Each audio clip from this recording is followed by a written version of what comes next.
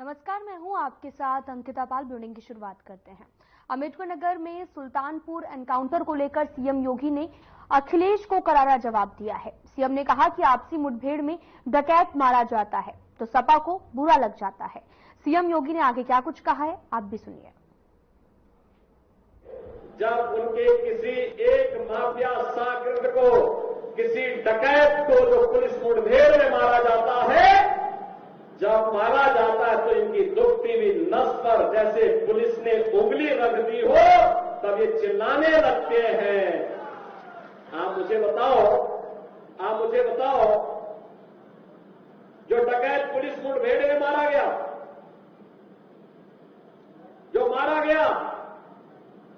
अगर वह डकैत जैसे हथियारों का प्रदर्शन करते हुए डकैती डाल रहा है, वहां ग्राहक भी बैठे हैं, ग्राहकों को खड़ा करके एक तरफ करके अगर गोली मार देता तो क्या उनकी जान को ये समाजवादी पार्टी वापस कर पाती क्या? और वो किसी भी जाति के हो सकते थे।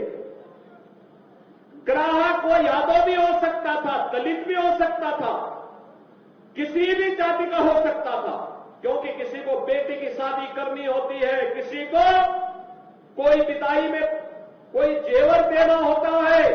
जेवर की परंपरा हमारे इतिहास का एक महत्वपूर्ण कार्यक्रम हिस्सा है, मांगलिक और एक शुभ कर्म का हिस्सा माना जाता है।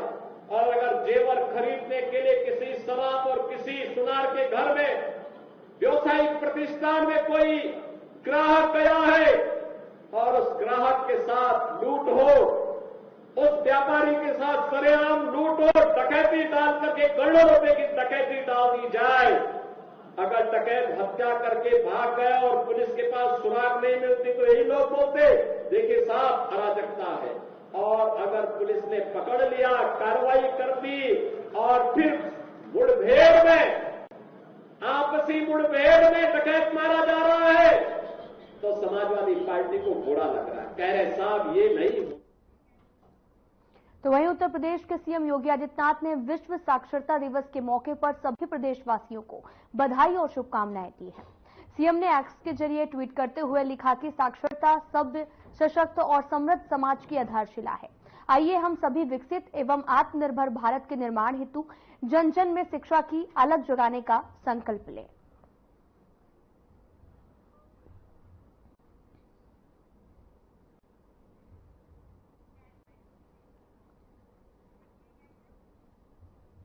गौतम बुद्ध नगर के पुलिस कमिश्नर श्रीमती लक्ष्मी सिंह के निर्देशानुसार डीसीपी नोएडा राम बदन सिंह के द्वारा एडीसीपी नोएडा मनीष कुमार मिश्र के साथ में आगामी सेमिकॉन इंडिया 2024 कार्यक्रम में वीवीआईपी मूवमेंट को ध्यान में रखते हुए 11 सितंबर को नोएडा ग्रेटर नोएडा एक्सप्रेसवे के आसपास सघन चेकिंग अभियान करते हुए सुरक्षा व्यवस्था का जायजा लिया गया है।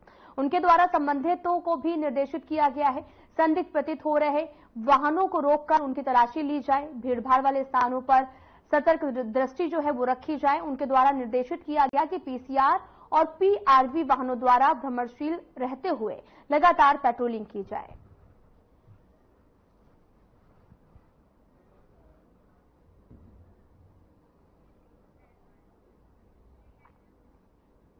उत्तर प्रदेश में ब्रज दर्शन के लिए नई पहल की जा रही है। उत्तर प्रदेश ब्रज तीर्थ विकास परिषद ने संपूर्ण ब्रज के प्रमुख मार्ग और प्रमुख सार्वजनिक स्थानों पर 98 संकेतक बोर्ड लगाने का फैसला लिया है। ब्रज दर्शन के लिए आने वाले श्रद्धालुओं को अब हिंदी और अंग्रेजी के साथ गुजराती और बंगाली भाषाओं में संकेतक बोर्ड उपलब्ध होंगे।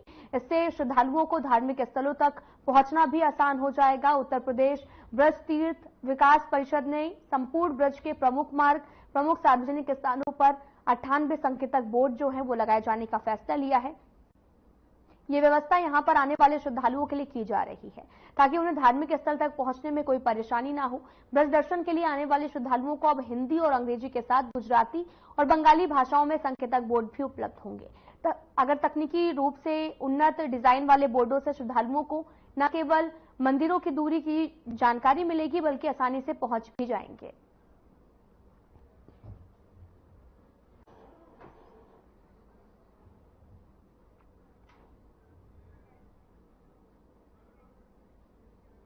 तो बढ़ते हैं आगे। आपको बताते चले कि national clean air programme AP के स्वच्छ वायु सर्वेक्षण 2024 में आपको बताते चलें कि 43 शहरों को रखा जाएगा, जहां पर नोएडा ने अपना स्थान बनाया है। इसमें सबसे अच्छी रैंक उत्तर प्रदेश के 4 जिलों रायबरेली, फिरोजाबाद, झांसी और आगरा ने हासिल की है। नोएडा इनसे पीछे है। पॉल्यूशन कंट्रोल बोर्ड के क्षेत्रीय अधिकारी उत्सव शर्मा ने कहा कि नोएडा में एयर पॉल्यूशन का सबसे बड़ा कारण बिल्डिंग कंस्ट्रक्शन का है। इसे कंट्रोल करने के लिए अथॉरिटी के साथ में कदम उठाए जाएंगे। इसी वजह से आपको बताते चलें कि पिछले साल भी शहर अपनी जगह जो है वो बना नहीं पाया था। पिछले सर्वेक्षण में नाम न आने पर आपको बताते चले कि इसको लेकर भी खास कदम उठाए गए हैं। शहर को अन्य एनसीआर क्षेत्रों से फाइनल स्कोर 187 मिला है।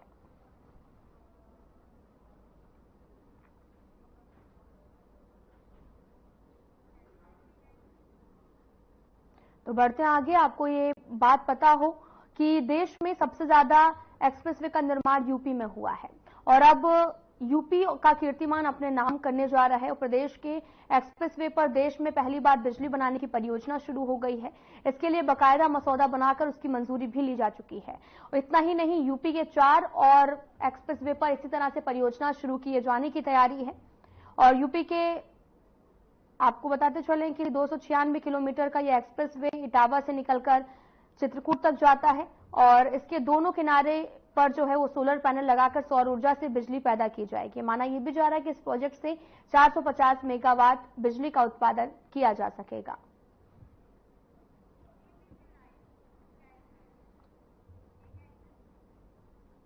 तो सीधा आपको लिए चलते हैं अम्बेडकर नगर, जहां पर अम्बेडकर नगर को बड़ी सौगात मिली है। 6,778 विकास परियोजनाओं का लोकार्पण किया है और 1,231 करोड़ की लागत से इस परियोजना को तैयार किया गया है। यहां पर सीएम योगी आदित्यनाथ ने इससे सौगात भी दी। सीएम जनता को भी संबोधित कर रहे हैं। क्या कुछ कह रहे सुनाते हैं आपको। भारत माता की, भारत माता की, भारत माता की, वंदे वंदे वंदे, जय श्री राम, जय जय श्री राम। जनपद अम्बेडकर नगर के कटहरी विधानसभा क्षेत्र के आज के इस कार्यक्रम में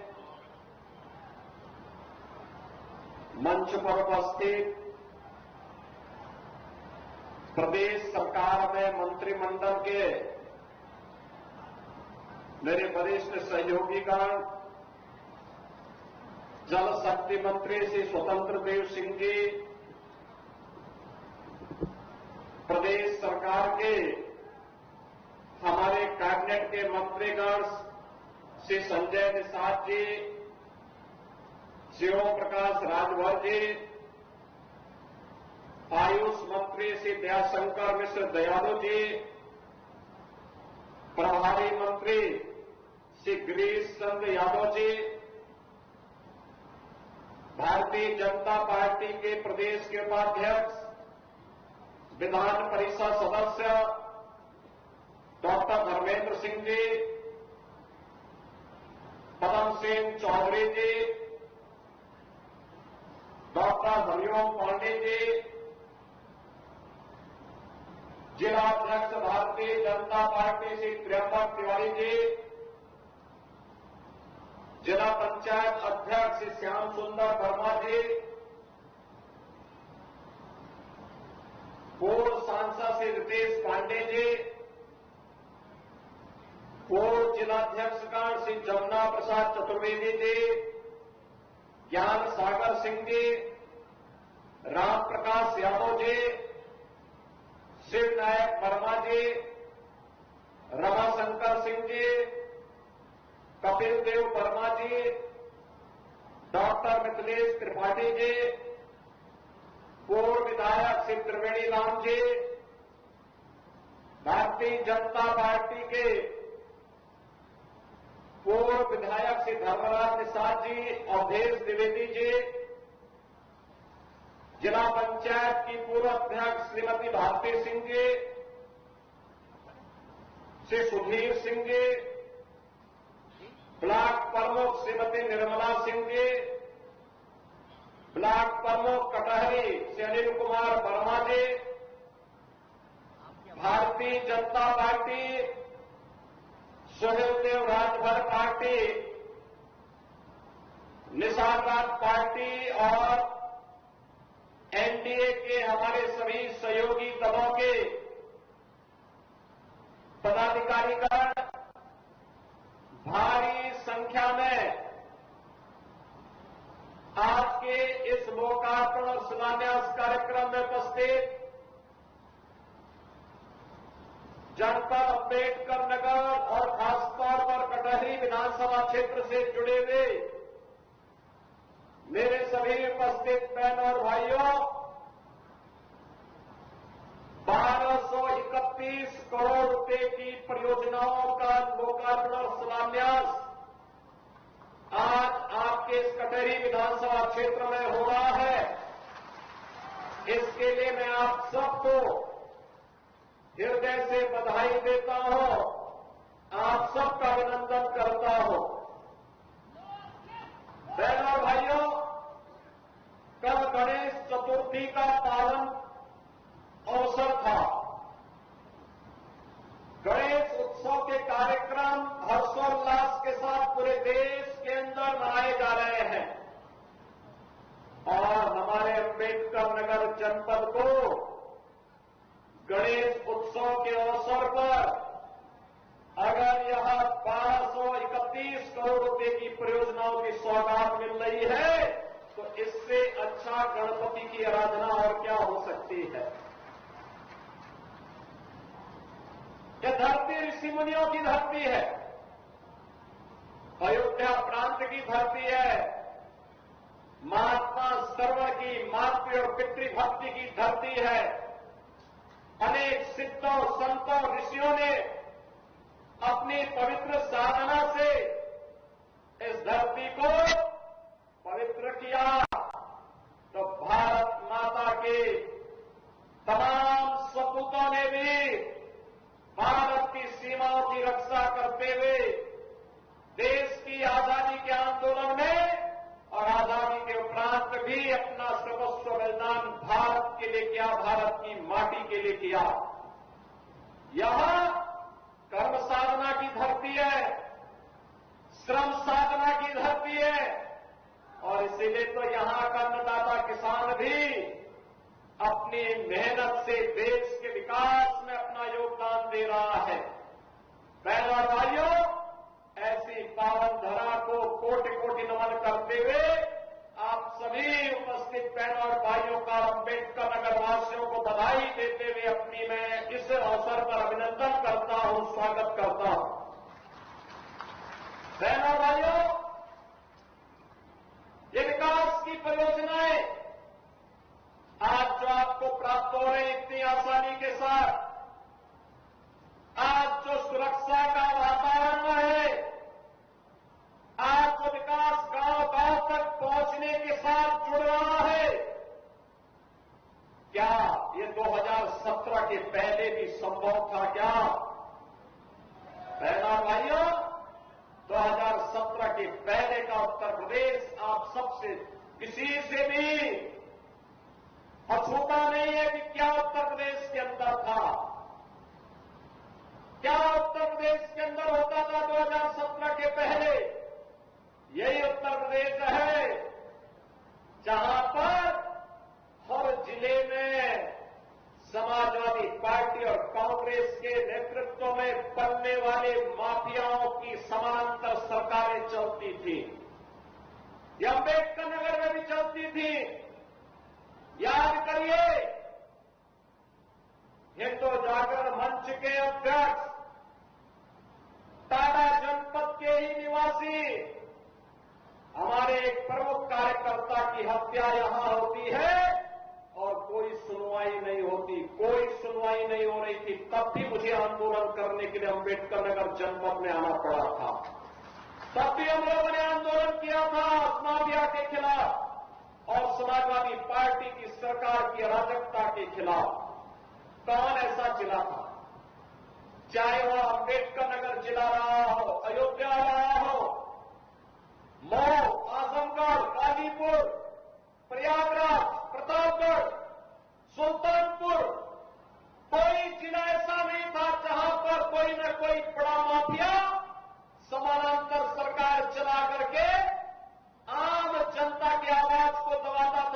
गरीबों की आवाज को दबाता था, पिछड़ों की आवाज को दबाता था और दलित वंचित योजनाओं से भी वंचित रहते थे और सरकारें अपनी मौज मस्ती करती थी, उनको इससे कोई मतलब नहीं था। उनकी सरकार रहनी चाहिए, बागी जाए भाड़ में, यही करते थे वे लोग। लेकिन 17 के बाद एक एक करके माफिया कहां चले गए ये भी आप सब जान रहे हैं। माफियाओं की छुट्टी हो गई, माफिया मुक्त उत्तर प्रदेश हो गया। जो लोग पर्व और त्योहार में विघ्न बाधा डालते थे, विघ्न बाधा समाप्त हुई। अब पर्व और त्योहार शांतिपूर्ण तरीके से मनाए जा रहे हैं। बेटी और व्यापारी की सुरक्षा पर जो खतरा पैदा करते थे वे सभी गायब हो गए और जो बचे हैं वे भी अपनी अंतिम यात्रा की तैयारी कर रहे होंगे। बहनों भाइयों, मैं तो केवल आपसे कहने के लिए आया हूं, मैं केवल आपसे कहने के लिए आया हूं कि राज चलती हुई बेटी के साथ किस प्रकार का व्यवहार होता था और किस प्रकार के वक्तव्य आते थे उस समय के मंत्रियों के, किस प्रकार के बेशर्मी पूर्ण वक्तव्य देते थे समाजवादी पार्टी के नेता। बहनों और भाइयों, ये किसी से छुपा हुआ नहीं है और इसीलिए मैं आज आपसे कहने के लिए आया हूं, एक बेटी तो सबकी बेटी होती है। उस बेटी का सम्मान और उसकी रक्षा पूरे समाज का दायित्व बनता है। लेकिन ये समाजवादी पार्टी इसका महत्व कहां समझ पाएगी। यहां तो गुंडों की भरपूर फौज खड़ी थी, उनको लेकर के लोग चलते थे, उनको अपना शागिर्द मानते थे। जो जितना बड़ा गुंडा और माफिया होता था समाजवादी पार्टी में उतना बड़ा ओहदा उसको दे दिया जाता था और समाजवादी पार्टी के लोग इसी में गौरव से बोलते थे कि देखिए ये गुंडा हमारा इस जिले को संभालेगा। उनको नहीं पता था कि जनता लड़ाई लेगी, एक गुंडे और माफिया एक एक करके यमलोक की यात्रा के लिए प्रस्थान कर जाएंगे और जनता जनार्दन के साथ अन्याय का हिसाब चुकता होगा। याद करिए 17 के पहले, याद करिए 17 के पहले पुलिस पहले भागती थी, पीछे पीछे गुंडे दौड़ाते थे।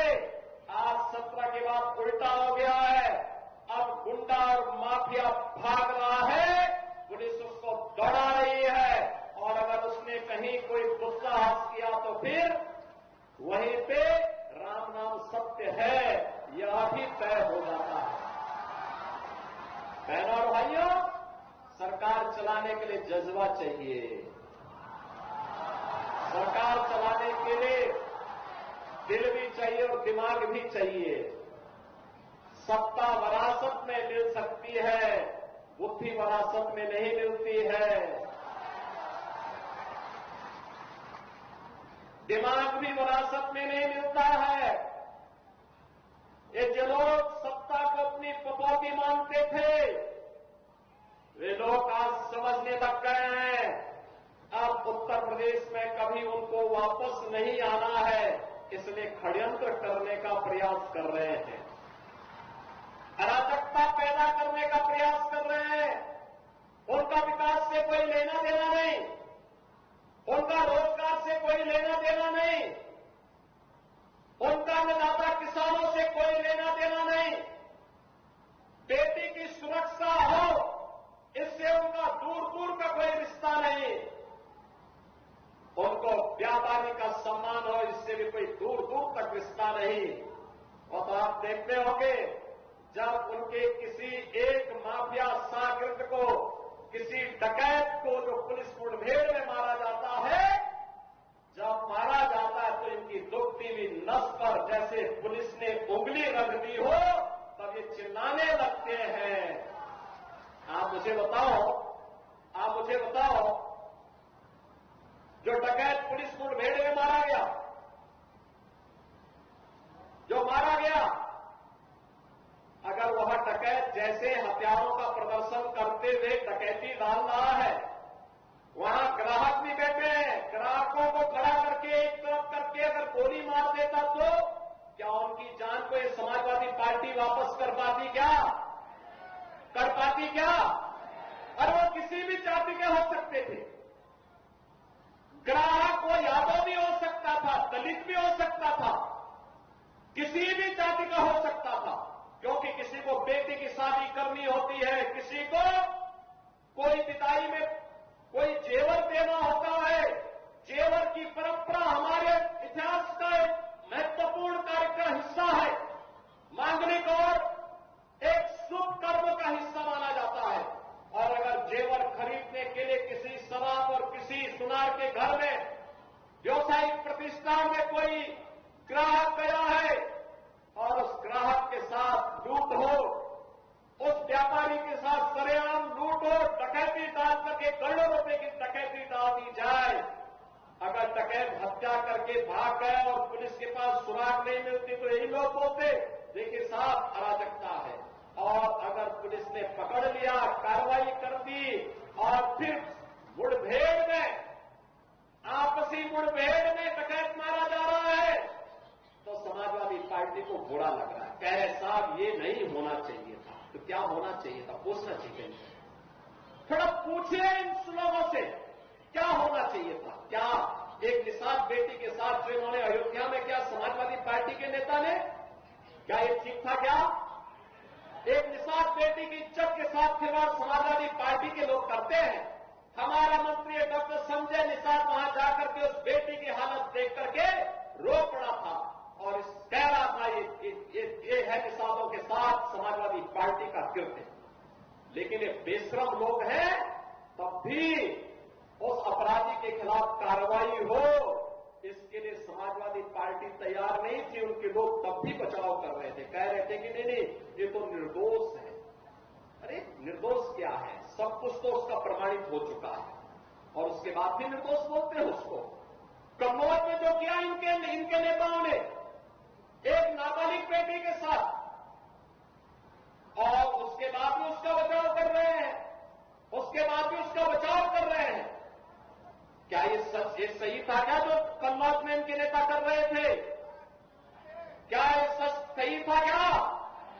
आज तो प्रमाणित हो चुका है कि इनके कृत्य क्या है।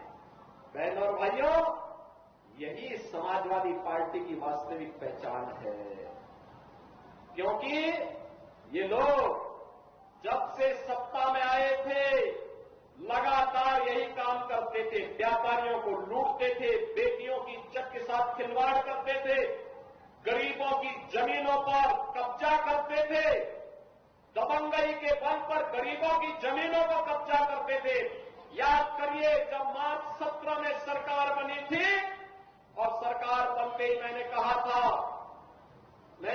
अगर किसी भूमाफिया ने किसी गरीब की, किसी व्यापारी की, किसी सरकारी जमीन पर कब्जा कर रखा है तो 24 घंटे के अंदर खाली कर ले। और मैं फिर कहूंगा कि अगर किसी माफिया ने किसी गरीब की, किसी किसान की, किसी अन्नदाता किसान की, किसी व्यापारी की जमीन पर कब्जा किया है, वे कृपया एक बार खाली कर ले। अगर खाली नहीं किया तो जो उसकी भी होगी उसको भी हम जब्त करके गरीब में बंटवाने का काम कर देंगे। मैं फिर कहूंगा ये माफियागिरी किसी भी स्थिति में नहीं चलने दी जाएगी। कानून का राज हो, सबको सुरक्षा मिलेगी, सबको योजनाओं का लाभ मिलेगा। लेकिन अगर कोई कानून को ठेका दिखाने का काम करेगा तो उसका काम तमाम करने का काम भी सरकार करेगी और इसके लिए किसी भी हद तक जाकर के उसके दुस्साहस का जवाब देगी। और आज बहनों और भाइयों, यही कहने के लिए मैं आज आपके पास आया हूं। मैं इसीलिए आपके पास आया हूं। ये लोग जाति के नाम पर आपको भिड़ाने का काम करेंगे, आपस में लड़ाने का काम करेंगे। ये लोग अराजकता पैदा करवाने के लिए आपके पर्व और त्योहारों में विघ्न और बाधा डलवाने के लिए, बेटी की सुरक्षा को सेंध लगाने के लिए, व्यापारी की सुरक्षा में सेंध लगाने के लिए, अन्नदाता किसानों को शोषण करने के लिए ये लोग इसी प्रकार से फिर से जाति के नाम पर लड़ाने का काम करेंगे। क्योंकि इनका पूरा इतिहास ही षड्यंत्रों का है, षड्यंत्रों का है। पेशेवर अपराधियों। अब सीएम योगी आदित्यनाथ को सुन रहे थे, जो जनता को संबोधित कर रहे थे। फिलहाल इस बुलेटिन में इतना ही। नमस्कार।